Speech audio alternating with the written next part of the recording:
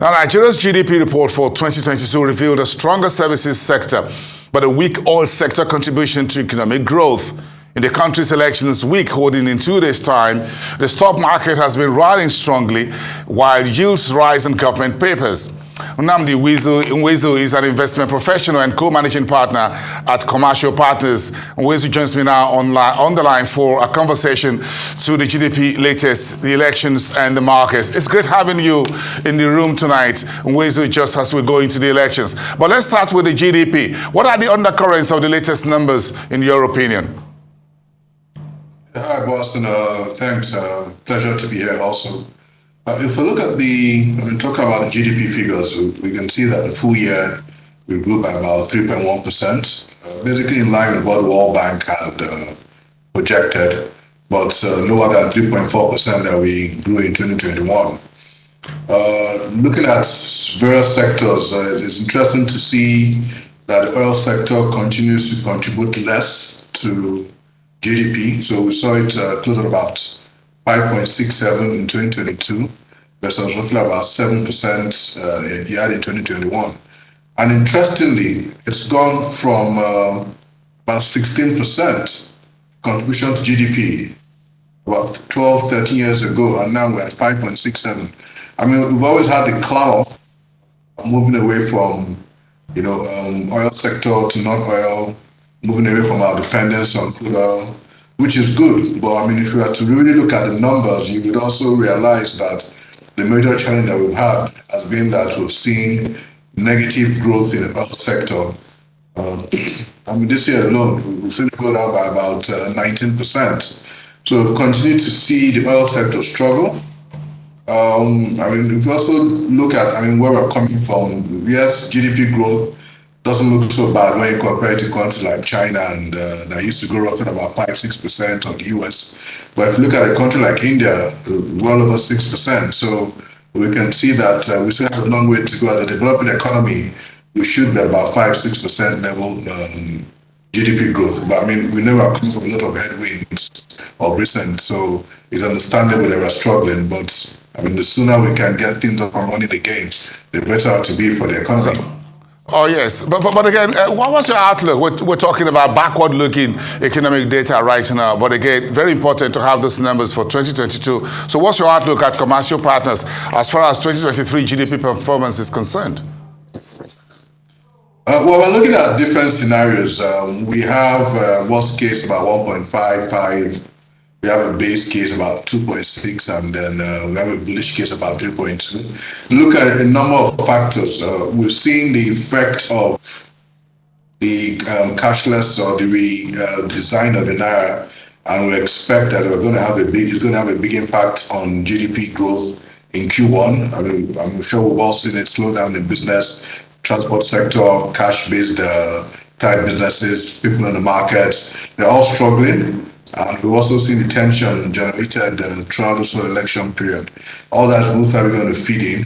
And then going into the second, third quarter, we have to look at things like who wins the election, hoping that we have a smooth transition, what the policies are. You talked about the different economic policies of the different presidential candidates. So a big thing would be who ends up winning, right, and what policies the person decides to implement.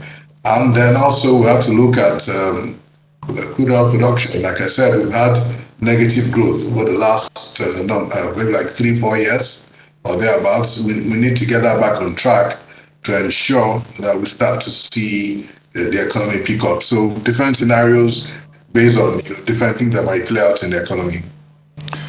Okay, so we saw yields climb strongly yesterday on short-dated treasury side, the CBN weekly auction. Nnamdi, stocks continue to rally even today. So what message is the market sending ahead of the weekend's elections? Well, so first of all, with the T-bills yield rising, it was understandable, even though the spike was higher than a lot of people expected. We've seen over the last 2-3 months, roughly about 2.5 to 2.6 trillion naira, brought in terms of cash into the banks. And naturally, when this cash deposits, when the banks deposit the cash for the central bank, their accounts will be credited. So you have banks watch liquidity who are trying to avoid TRL debits We saw them piling into T-bills to the point where, I mean, the previous one-year auction, 2%. But now that that's over, no more, they don't have the influx of liquidity anymore, begin to normalize, which was why we saw a spike to about 9.9%. However, I think a lot of people expect that the election will go smoothly. And naturally, post-election in Nigeria, as we've seen in the past, we tend to have a bit of a bullish run post-election. So from what I can see, a lot of people are pretty positive about the election. The good thing is it's not the usual case of an incumbent from the game where people be worried as to whether or not the incumbent will hand over power. So the markets are showing us that they're positive Nigeria, they're positive election, and they believe that things will generally go well. Okay, great. We got a news data report from Allianz, which is a global financial services company, talking about, says there will be increased strikes, riots, protests around the world, costing billions of dollars. Do you think this report should be taken seriously by political actors, policymakers, and business organizations? In just a minute. Well, definitely, I think so. I mean, if we see the damage that's occurred during the NSAS, it gives an idea of what happens when you have mass riots and civil unrest across the country. I mean, they just happened, a year or two ago.